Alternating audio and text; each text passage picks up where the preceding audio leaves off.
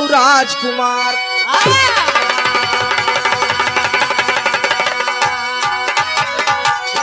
भगवान गणेश और कार्तिकेय जी जब बड़ा हुए तो दोनों जने समौरिन के रहे मास्टर साहब। बाबा समझ में नहीं आवे के बड़ा बा के छोट बा। और माई गिरजा कहन की ऐसा है प्रभु आप समाधि में लीन रहा था, घरे के हाल खबर ला लड़का सयान हो गए हैं, इनकर विवाह भी करे चाहे। ए मास्टर साहब टेरिक भाव में कहना बा, अरे राम लला नवा दुई न उठा नहीं झगड़ा, हो लला नवा दुई न उठा नहीं झगड़ा, तो शादी के कारण भा दुई न में मैदानवा लला नवा दुई न उठा नहीं झगड़ा।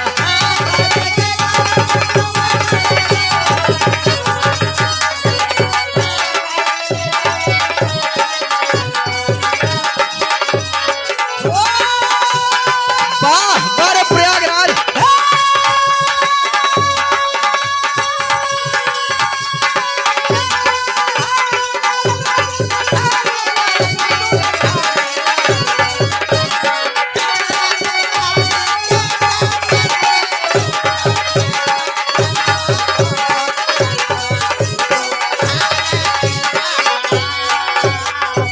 गिरजा मैया के मोहे से शादी की बात सुन के दोनों जने बाज गए। गणेश कहीं पहले हमार बियाह होए, कार्तिकेय कहीं पहले हमार बियाह, तो शादी के कारण दुई नौ में भारी होई गईली तकरार। कहीं गणेश की सुना कार्तिकेय पहले मऊरा बने हमार, सुना कार्तिकेय ऐसी बानी अखिया दुई नौ भैयंगा। गिरजा कहीं की दौड़ा दौड़ा, गिरजा कहीं की दौड़ा दौड़ा, नाही फूटा मूल कपा गिरजा।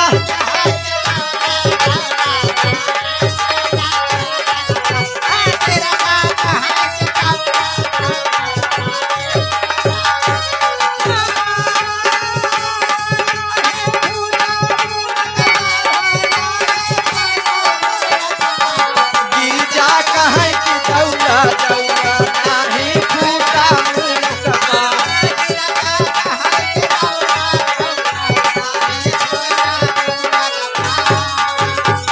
गणेश जी और कार्तिकेय में झगड़ा होत रहा तो शिव जी झट से दौड़ी के आई, तो शिव जी झट से दौड़ के आई और दुई नौ बेटवन के समझाई, काहे फाना तू आपस में मैदानवा।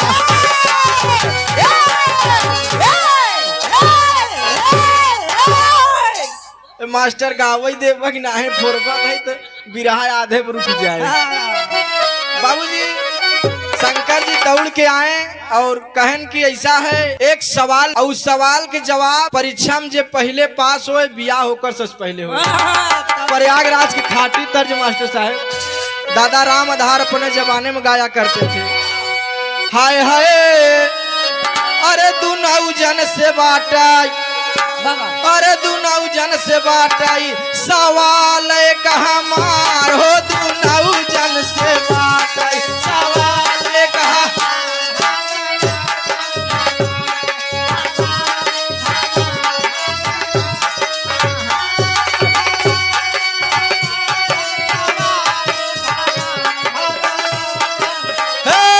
सवाल एक हमार हो,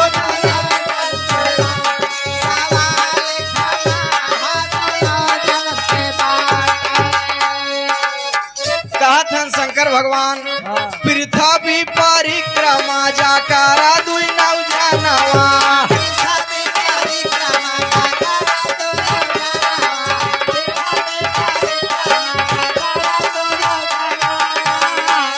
अरे दुई में जे पहले आए हमारे भवानवा, दुई में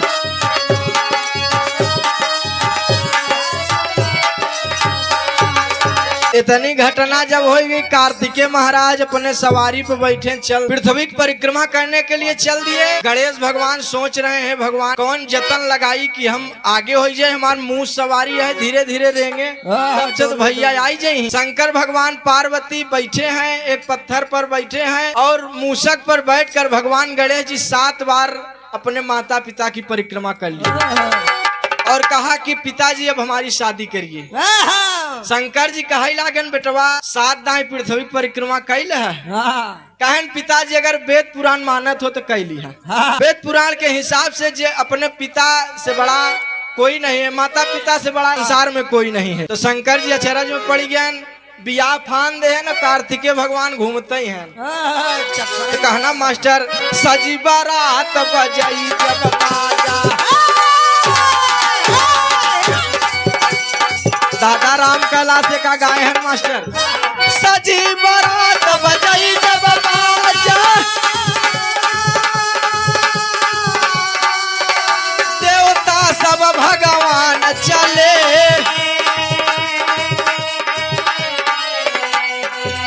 ब्रह्मा विष्णु शंकर चली भय, नारद मुनि भगवान चले,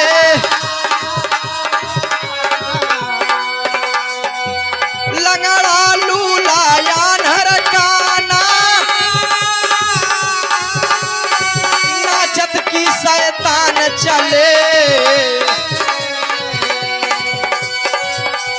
ब्रह्मा विष्णु शंकर चली भय, ब्रह्मा विष्णु शंकर चली भय, नारद मुनि भगवान चले।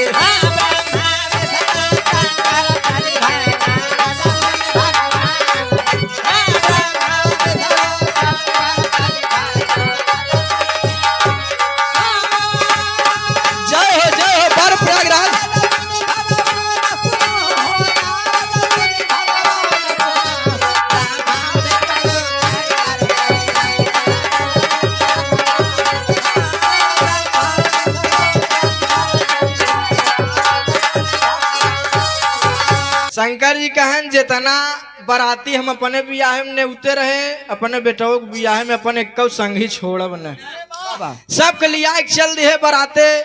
विश्वकर्मा भगवान के 2 पुत्री रहन, रिद्धि और सिद्धि। दोनों पुत्रियों के साथ गणेश भगवान का विवाह हुआ। विवाह हुआ है मास्टर साहेब, दुआरे बारात पहुंचे तो माता बहन के एक लाइन गीत बा, कहीं ई जलसा अरे ई जलसा हो निकला गई दुआरे पे, ई जलसा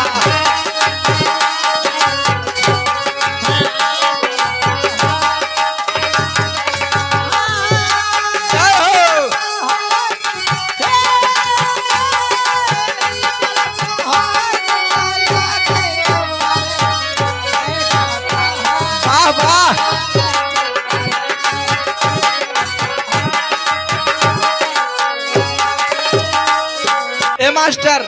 माता बहनों के गीत में कोई लेखक कोई कवि नहीं होता, जौन बढ़िया लहाई दे हम पर कभी लेख टहरम न लहाई। कहीं ससुर कयाना गजबानी कला गई, ससुर कयाना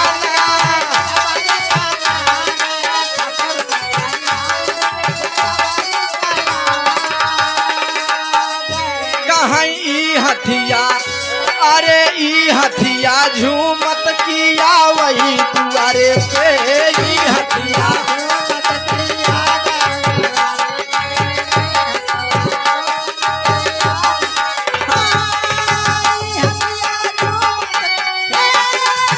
जय जय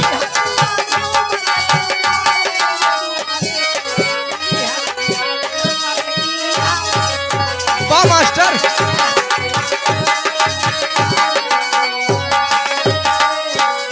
बाबूजी विश्वकर्मा भगवान की दोनों पुत्रियों के साथ गणेश भगवान का विवाह हुआ और जब कार्तिकेय परिक्रमा से लौट के दुआरे से कुछ दूर पर देखा था बड़ा स्वागत चल रहा बा।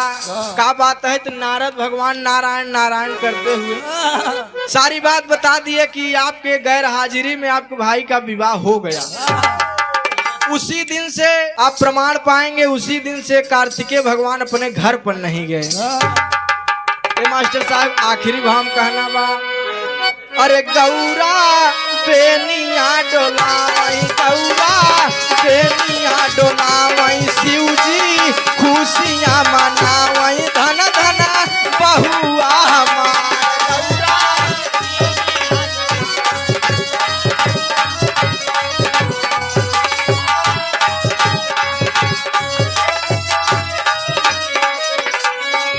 ए मास्टर साहब यही भाव में कोनो देश के फौजी कहता मास्टर कह सूरजू ज्योतिया जलावई पुरबू बेनिया डोलावई धन्या देशवा हमा सूरजू ज्योतिया जा